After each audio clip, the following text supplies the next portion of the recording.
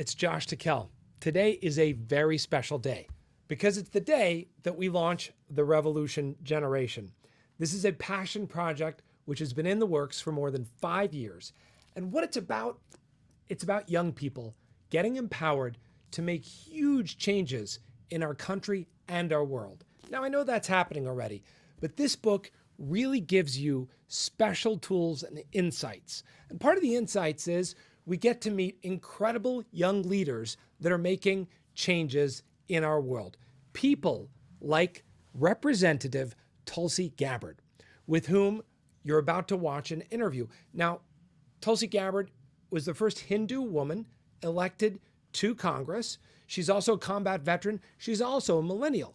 And I think what you'll see when you watch her interview, which is coming right up, is that she has a unique philosophy of how to bring our country back together and heal the wounds that threaten to tear us apart. Don't forget to grab your copy of The Revolution Generation today on Amazon. You can get the Kindle version. You can also get the Audible version, which is read by me. Get ready to get your socks blown off by an incredible human being, a politician, a humanitarian, and somebody who stands for peace in our world. Here comes Tulsi Gabbard. Big midterm election coming up. Yes. A lot of young people running. I want to take a step back, and I want you to tell me what it was like for you at 21. What motivated you to run for office that first time? I learned from a young age that it was most important when seeing a problem to be a part of the solution somehow.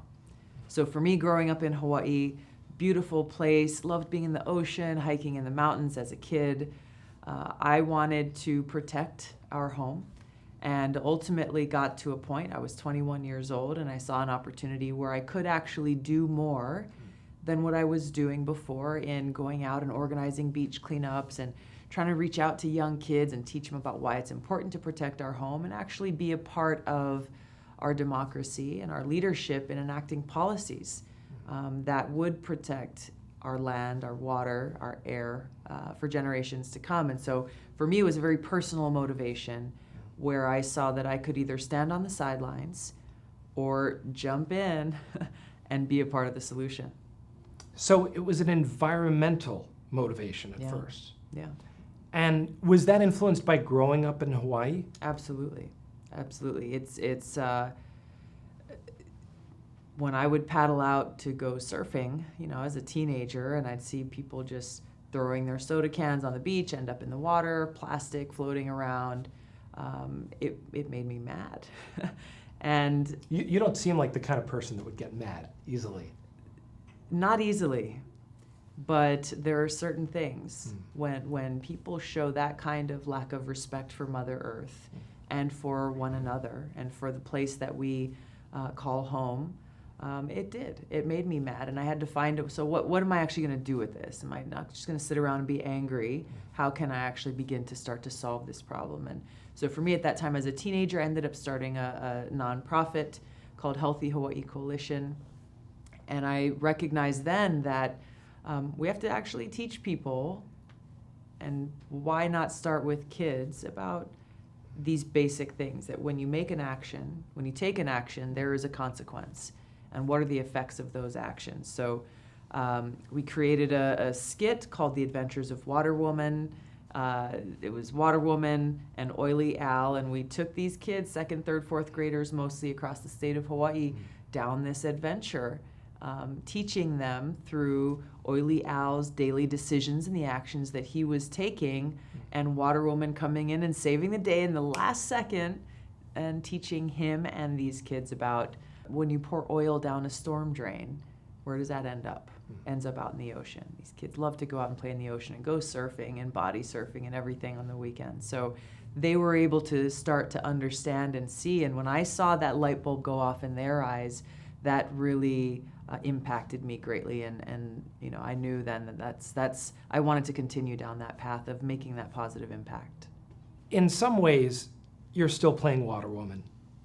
I mean, here you are, you've been in politics 16 years, more than 16 years now, and you're still touting an environmental agenda. Yeah. Do you find that that's getting increasingly hard as time goes on, or are people accepting that?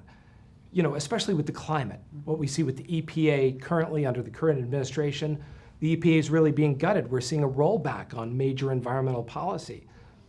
Are you out there alone, or do you have support when it comes to these big environmental issues? I think there's a growing awareness of how these different regulatory decisions and policies and laws have a very real impact on our homes, on the air that we breathe, on the water that we drink.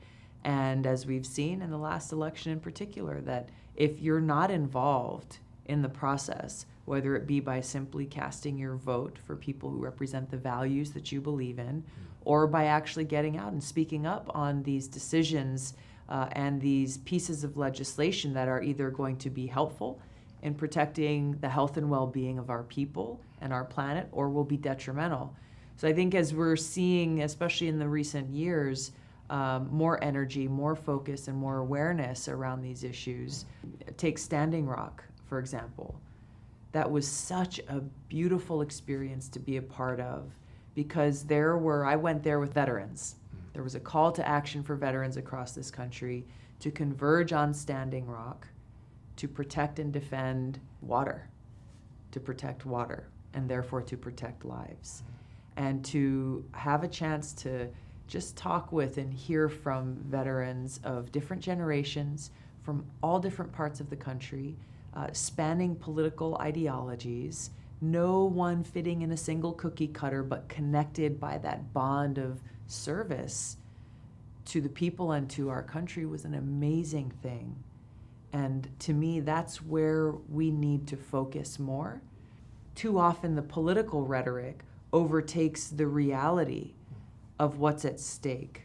And so you take something that is so essential for humanity and it turns into a political football. And once it does that, then we can't expect to make any progress on it. And Standing Rock did, at the end of the day, kind of turn into a political football. It was, the Obama administration said, no, we need to assess the environmental ramifications of this, versus the Trump administration, which said, let's sign this, let's make this pipeline happen. How is that for you to have gone out there trying to protect the Native American lands, which, according to the U.S. Supreme Court, do belong to the Native American tribes there, and then to see the pipeline get built after all those veterans came together? Well, I would just take a step back and look at Standing Rock and realize how difficult it was for those water protectors to get any kind of media attention or focus on what they were all gathering there to do, whether it was the veterans or whether it was other people and activists and folks who quit their jobs or said, hey, I'm leaving school for a month or 6 months and actually going to do this because I believe in it. It was very difficult to get the attention of the media. It was very difficult to get the attention of most members of Congress from both parties. So we have to ask ourselves, why is that the case? When we're looking at this oil pipeline being built directly over the major water source, not only for the Standing Rock Sioux tribe, but for people within 4 states in that area who depend on that water source, potentially devastating consequences. Why was it so hard for people to focus on that issue? Ultimately, when President Obama decided to put a halt on it and disproved that easement application, it was in the end of November, just before he left office. This had been going on for quite some time. So there are bigger challenges than just what did the Democrats do and then what did the Republicans do. Obviously, President Trump did come in and he approved it and he reversed the opposition that President Obama put in just before he left. We have to really examine what the deeper issues are. And also recognize, if you talk to some of the leaders of the Standing Rock Sioux tribe, even at that time, they said, whatever happens, we know that we've already won, because this issue brought together and united the Native community in a way that hasn't happened for decades.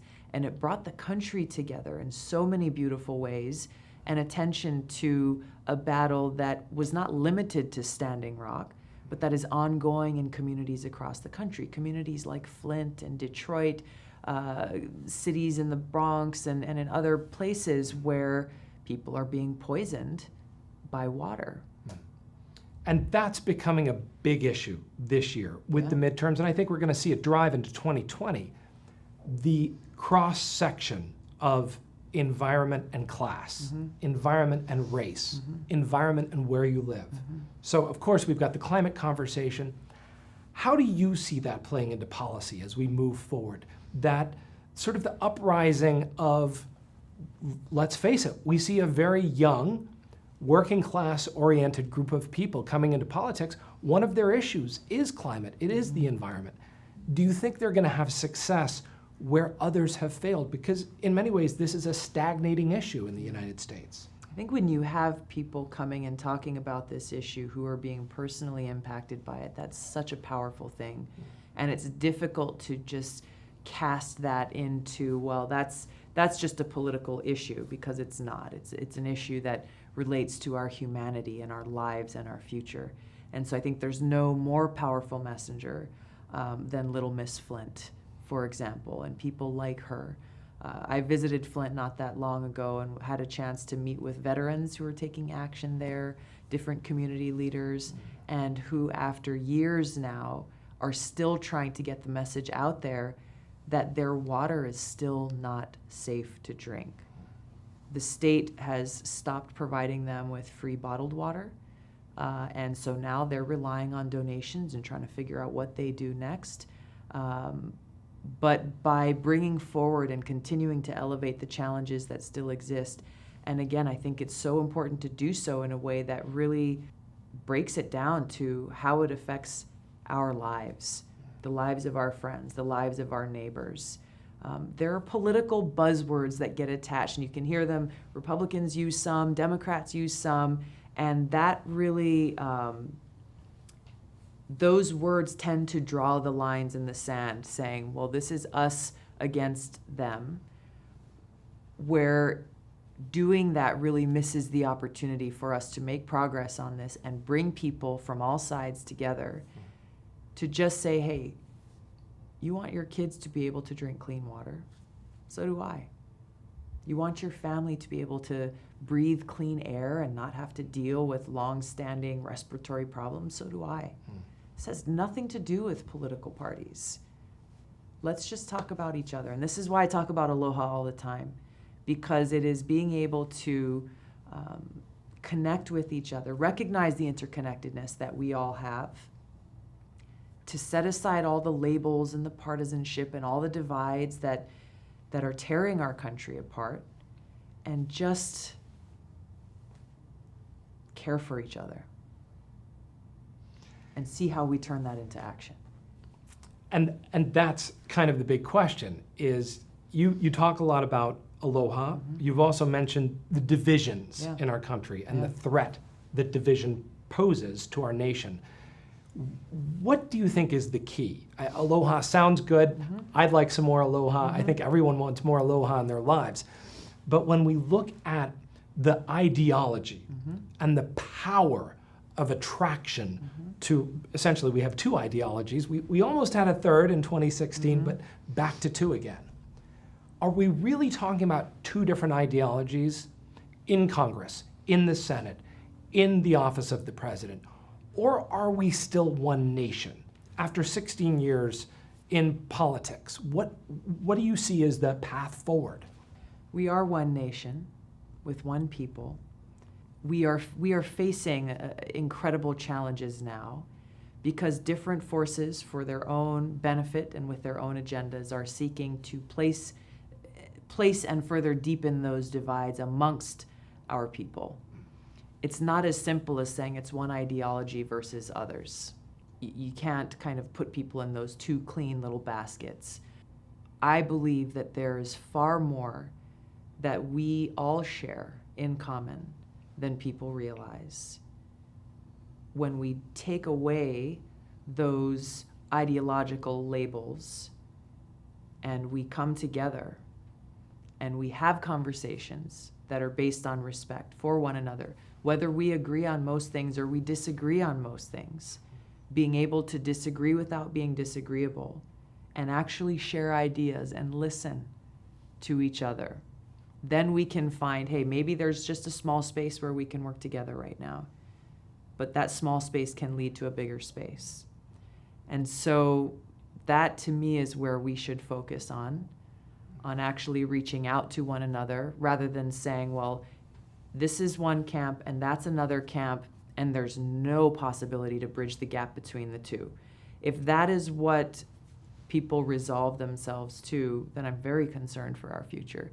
But I have hope for our future because I believe that we as a people in this country, ultimately we do want the same things. We do want a brighter future. We do want a stronger future for each other and for everyone. Yes, we may have very different ideas on how to get there. But if we engage with each other on those ideas, then we have real possibility and potential. If, however, all we do is say, my idea is better than yours, and then demonize you because your idea is not as good as mine, how can there be hope for any kind of collaboration or conversation towards that ultimate shared vision and objective that we have of a better future?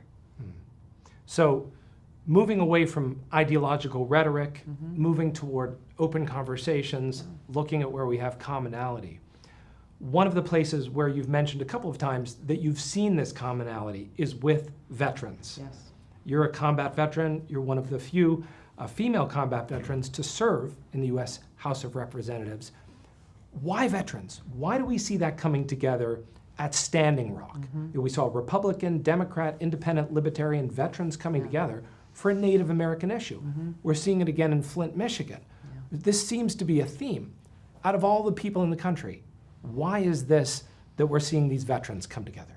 Because we have this shared bond and experience, regardless of what conflict or war you may have served in, what generation you've come from.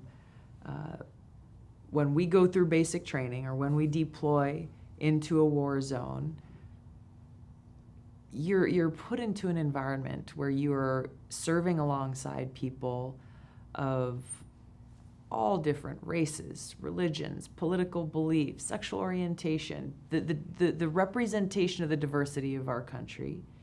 Yet we all stand with the same flag on our shoulder, focused on the same mission, putting service before self, serving the people of this country and putting their well-being before our own. That's a powerful thing. And so when we look at these threats to the people of this country, as we've been talking about, the threat of taking away the source of water or poisoning water, that is the bond that brings us together.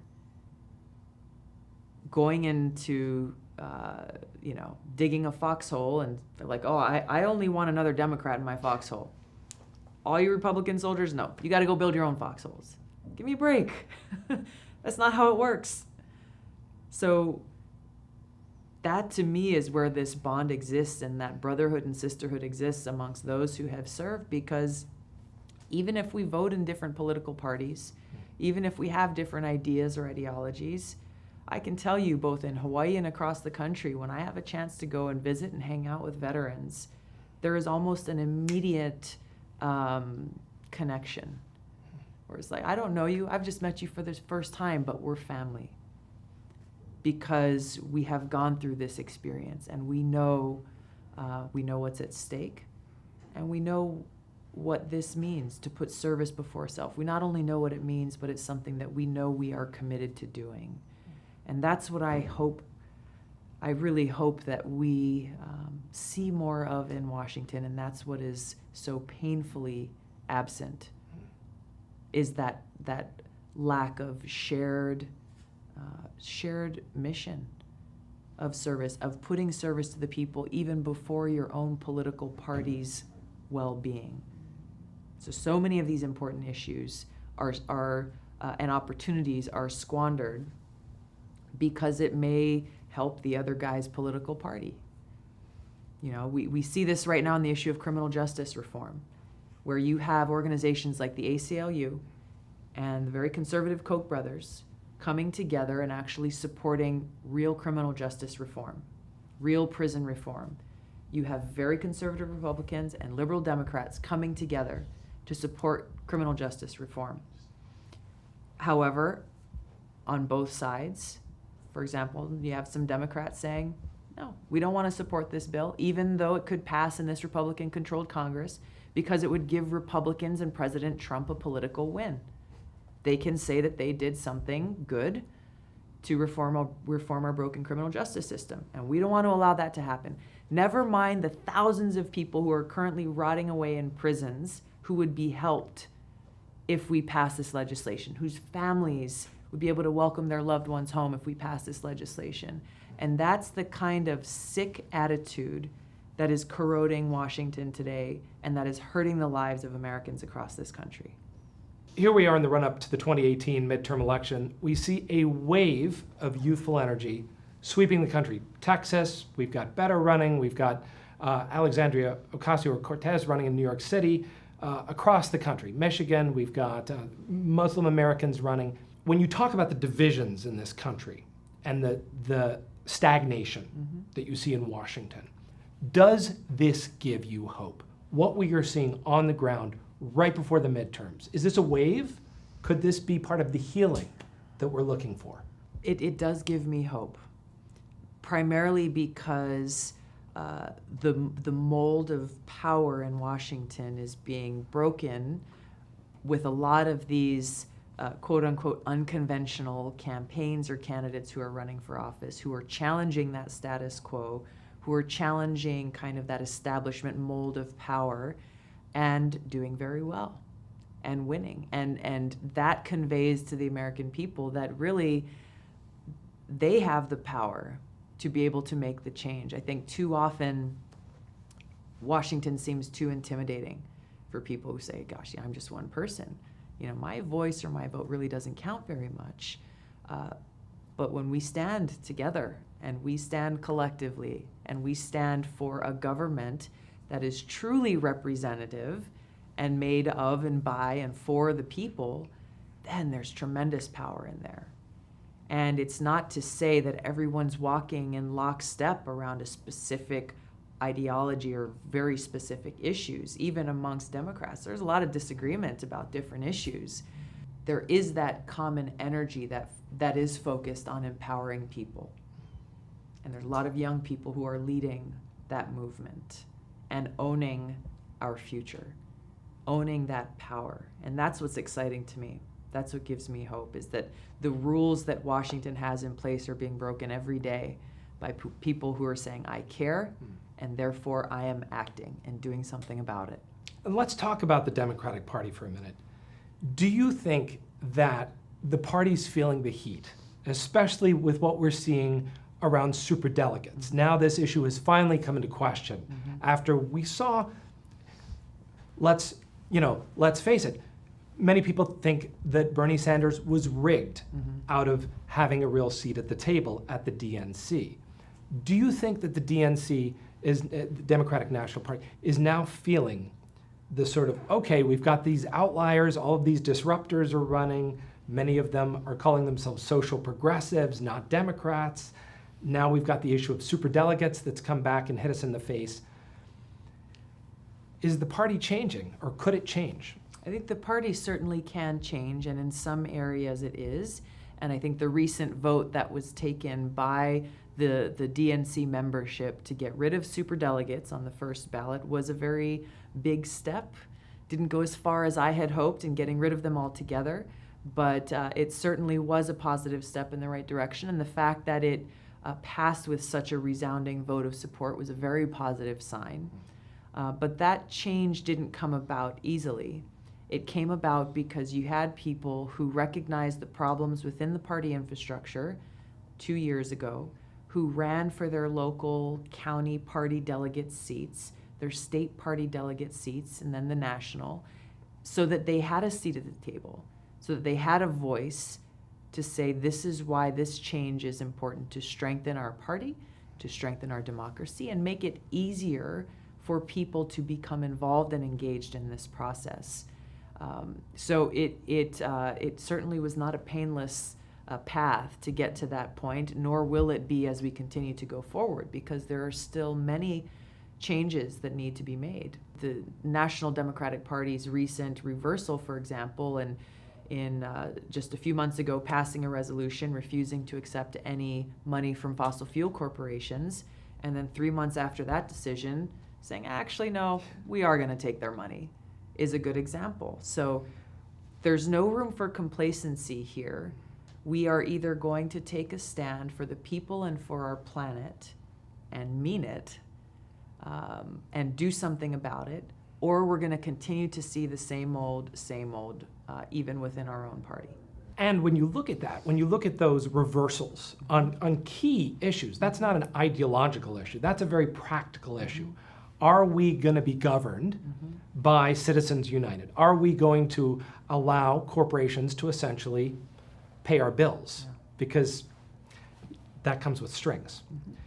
Or are we going to forge the way toward a better, brighter democracy? Those are the issues that really upset millennials when they see that duplicity. Exactly. On one hand, we're for you, but on the other hand, no, we're going to go ahead and take the fossil fuel money. That's right. We're in a time where millennials are 50% registered independent. It's the largest independent generation in history. And I think that poses a threat to both parties, the Democrats and the Republicans. What do you think we're going to see in the future? Are we going to see a plurality of parties due to this generation supporting people like Bernie Sanders and then not coming out to the polls when he got taken off the ballot? I don't know exactly where this is going to go, but I think that those who recognize the opportunity in this energy, in this youthful energy, in this very thoughtful and independent-minded demographic in our country, will be able to engage with them more. From what we've seen so far, our political system as a whole kind of seems to either deny that this energy exists or undersell it, think, millennials, they get excited, they get distracted, they don't really stick on any one thing, and so, A lot of time on the cell phone. Exactly, and just the usual kind of things that are cast upon this entire generation of people in this country that are just not true and show a very direct lack of understanding. I see that there's opportunity, though, because I hope that people spend more time actually looking at candidates and what they stand for, whether they be Democrats or Republicans, that people don't just blindly vote down the party line just because I have a D next to my name and you have an R next to your name. It's a wonderful thing that will strengthen our democracy to have this demographic within our country, whether they're Democrats, Republicans, or independents, of people who really care about certain things, who don't care much about labels being attached to them, whether they be political or religious or whatever it may be, but who are thoughtful and caring and who want to be a part of the solution and bring that creativity and innovation and energy to the table, I think is an amazing thing. And if we can seize upon that opportunity and not just say, well, you have to earn your place at the table, but say, hey, come one, come all, let's talk. Let's have real conversations. Bring your ideas and let's see how we can make them work. A lot of young people of all generations, feel that the ideas aren't working because they're not being heard. What really gets read? How do you respond to constituents? If I send you an email, do you read that? Do I have to tape it to your door as postcards work? What is the communication that people in Congress actually hear from everyday citizens? We get thousands and thousands of letters and emails every week. Respond to every one of them. I don't get to read every single one of them, but I go through and read a sampling of these letters and emails from people based on the different issues that they're writing in about, so that I can get a good kind of pulse on what my constituents are talking about and what they're concerned about at any given time. And then, work on drafting a response, let them know what my position is or what's going on in Congress around those issues. I think en masse, and similarly, we get a lot of phone calls every single day. monitor social media, pay attention to social media, respond to people via social media. So it's through all of these different platforms that I encourage folks in Hawaii and across the country to communicate with their members of Congress on, because even though they might feel like their one email may not make a difference, they're not aware that there are usually a lot of other people who care about the same thing that they do. And if everybody actually writes in or calls in or tweets about that specific issue, it really does make an impact, especially on social media, which is obviously a very public forum. I've seen how different votes relating to civil liberties and privacy, for example, another one of those issues that transcends the partisan rancor, and where you have Democrats and Republicans on both sides of the issue. I have seen how some votes on the floor of Congress have changed within hours because something has started trending on Twitter and people start talking about it and everyone's looking at their phones in the hours leading up to a vote. And a bill, for example, that was assumed would pass very easily actually would end up failing because people everywhere actually were informed and let the world know how they felt about it. So there's that accountability that's possible there, and raising that awareness in a public way that can help influence your elected representatives. So real time, you're seeing social media impact bills on the floor. Yes. Real time today. Yes. That's incredible. It is. And it just illustrates the power of people's voices. And so, for example, and I also see the opposite. I also see how on more than a few occasions you have bills coming before Congress that, for example, are stripping away the meager regulations that are in place against the big banks on Wall Street. Well, that's normal, isn't it?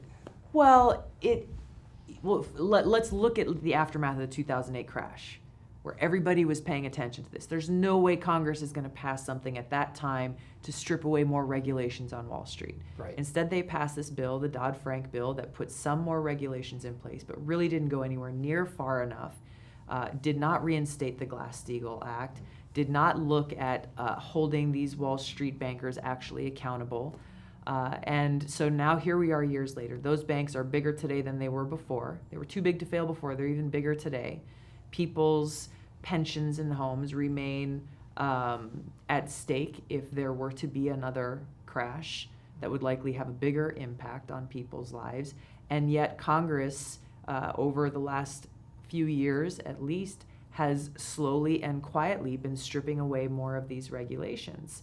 If people don't know about it, then they don't know to be able to speak up about it.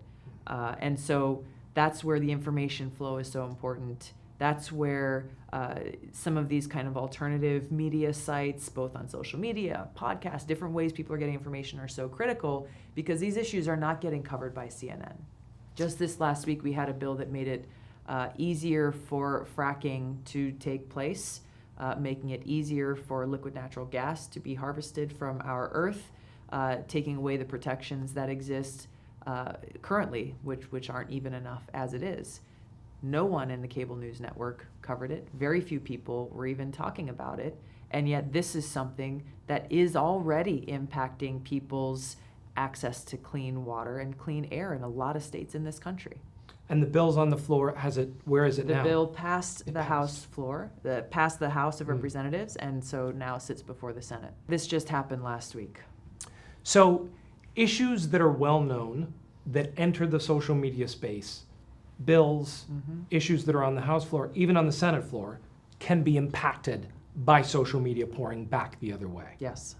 That's a big deal. I don't think most Americans realize that Washington can be affected by social media. Yeah.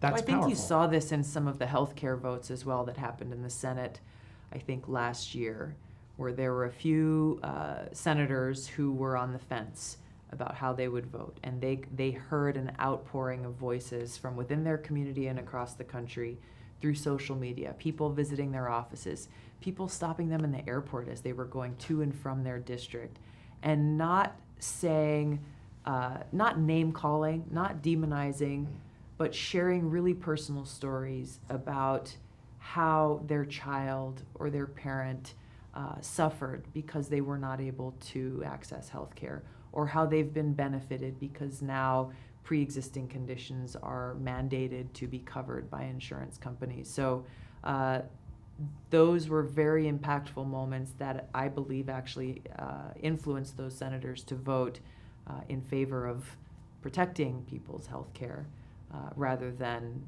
stripping away those protections. So there are a few of these examples that really illustrate not necessarily just how powerful people's voices are, but really that the people of this country are the most powerful influence if we choose to use it. So being informed helps. Yeah. Being vocal helps. Yeah. And sharing personal stories. Absolutely. Being out there and actually calling your representative, whether it's calling them through Twitter or calling them through Facebook or the old-fashioned way, Yeah. and saying, here's how this affects me. Yeah. That all And makes a difference. It makes a huge difference. And choosing aloha and respect in how you're communicating these things goes a long way. I mean, you can imagine if you and I are having a conversation about a bill that you support and something that maybe I'm not certain of, or maybe that I'm leaning, on voting against because of these reasons, and you immediately start calling me names about how ignorant I am and about how ridiculous I am and how I hate this, this country, and I obviously don't care about American people. Do you really think that that's going to help me see the value in the bill that you see? No, it's not. I'm going to say, well, you already clearly hate me. I'm not going to listen to you. I'm going to go listen to somebody who I can actually have a respectful conversation with. And that's where, as we look at the discourse in the country about when we ask that important question about how do we actually make progress, how do we increase understanding, how do we increase that awareness, it's how we approach these issues that makes all the difference. When we, again, and I sound like a broken record, but we treat each other with this respect. It's possible that we start in different places, but that we can begin to build that bridge of understanding and respect that will allow us to solve problems. See, I think you'd be great for the State Department, because we need a lot of mutual respect between us and other cultures in order to succeed in the world. Yes. And of course, as you say, Washington is mired in these partisan ideologies. Respect, as you say, is the key to unlocking that. And with your constituents, it makes sense. Look, if I call you and I'm upset and spouting vitriol, your wall is going to go up. Whereas if I say, Representative Gabbard, there's an important issue for me that I absolutely need you to listen to me on. Okay, we're having a discourse. Exactly. And that method applied down the line makes a big difference. I think we're seeing that in a lot of the new candidates running up to 2018. I'm hopeful that we're going to see that even more in 2020. Yeah. Do you think that there's a big realization happening in America that it's not just about the Oval Office, that it's the local elected officials, everyone from city council to Congress people and everyone in between? That's where we make a lot of headway in America. Hugely. And anytime I get to spend, I served on the city council in Hawaii, served on the Hawaii state legislature, and so have seen and experienced firsthand not just the value, but how deeply impactful local and state government is on our everyday lives. Whether you're talking about, we have a huge affordable housing shortage in Hawaii, for example. This is not uncommon, as other cities are also facing a lot of gentrification and people being pushed out of their homes and communities because they just can't afford it. Counties and cities deal with those zoning laws that really are the front line of how do you solve this problem. What kinds of developments are you allowing?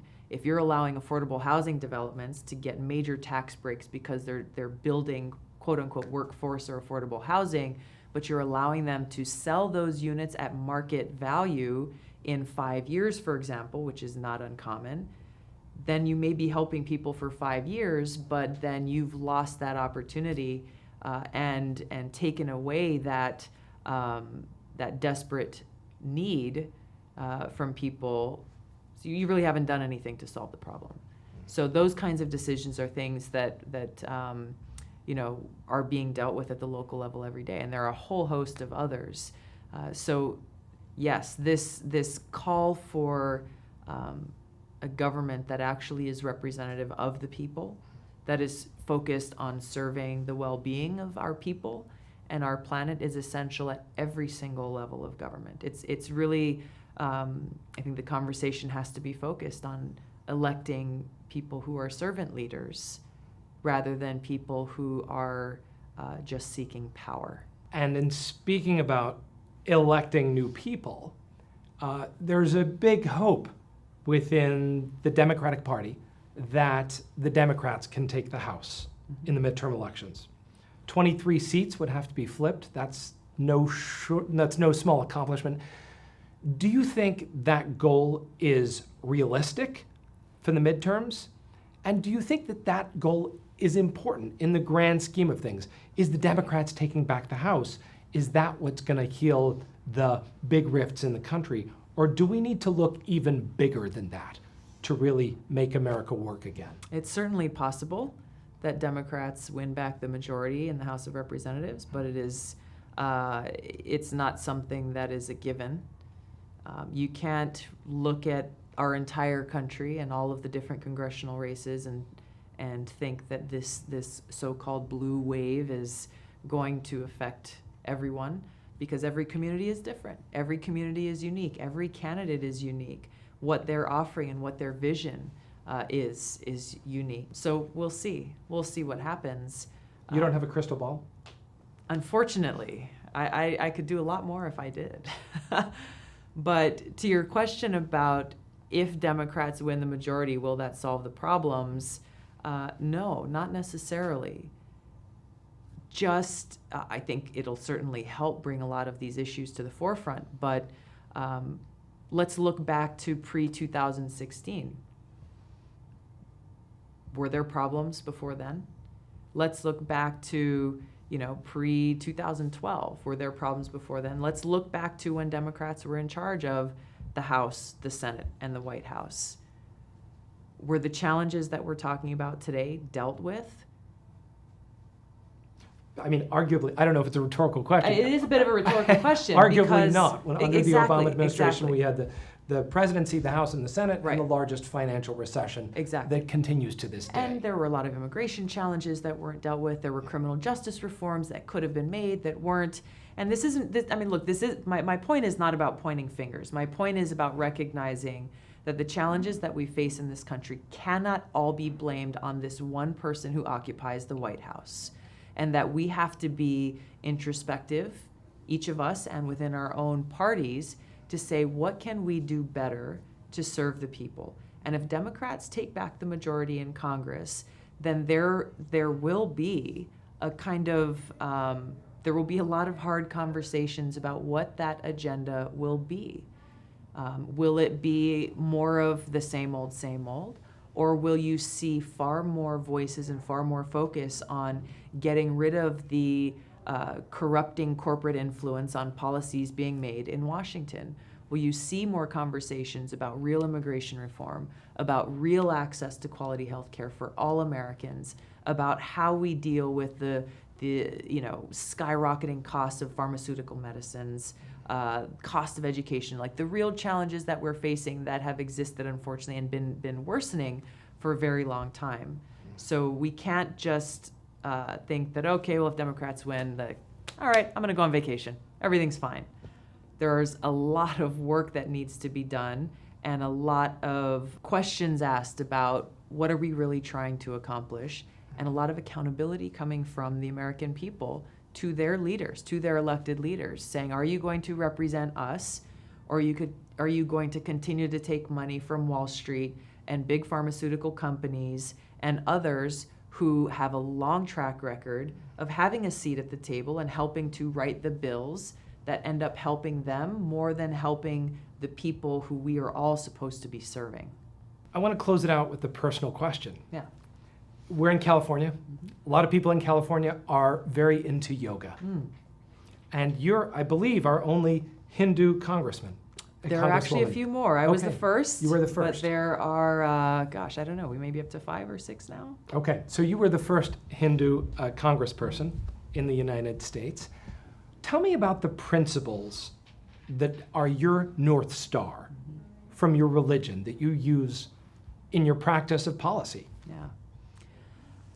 Well, I grew up in a multi-ethnic and multi-faith household where my dad is a practicing Catholic, my mom's a practicing Hindu. And so we grew up learning from and hearing stories and reading from scriptures like the New Testament, as well as the Bhagavad Gita. And understanding the kind of universal teachings and principles in both of those scriptures about dedicating our lives in loving service to God and doing our best to be pleasing to Him. And how better to do that than by using our skills and talents in whatever way we can to serve God's children, to take care of others, to try to have a positive impact on people and on our planet, on Mother Earth. So in my own personal practice, the practices of yoga that provide us with these universal teachings are called Bhakti Yoga and Karma Yoga. Obviously, Hatha Yoga is the exercises that most people are familiar with in that physical practice. But these spiritual practices of Bhakti Yoga and Karma Yoga are universal, not sectarian, not just limited to those who follow, this Hindu spiritual path, but are practices that can be applied in each of our lives. And for me, that inspire the work that I do and what I've dedicated my life to. So you can remain a Catholic and practice these yogic principles in your Absolutely. life. Absolutely. Beautiful. Thank you for your time today, Representative Thank you. Gabbard. Always a pleasure. Wonderful to see you, Josh. Aloha.